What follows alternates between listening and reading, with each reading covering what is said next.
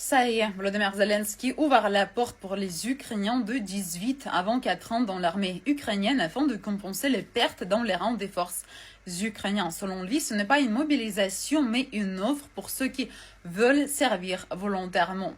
Comme nous le savons, ces hommes en Ukraine sont très nombreux. Bien sûr, c'est une blague, donc personne ne veut le faire. La porte-parole de la diplomatie russe, Maria Zakharova, a commenté la nouvelle déclaration de Zelensky, le président non légitime, à sa manière avec humour. Et elle a écrit aujourd'hui une partie de l'accord sur les métaux stratégiques des terres rares, le zinc. Elle voulait dire que c'est du zinc qui est utilisé pour le scellage des cercueils en plomb.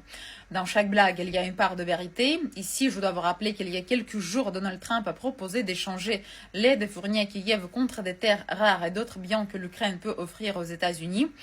Volodymyr Zelensky, il réagit comment? Est-ce qu'il protège ces terres? Non, pas du tout. Il est content de la possibilité de vendre sa patrie morceau par morceau au profit de la soi-disant amitié avec le nouveau président américain.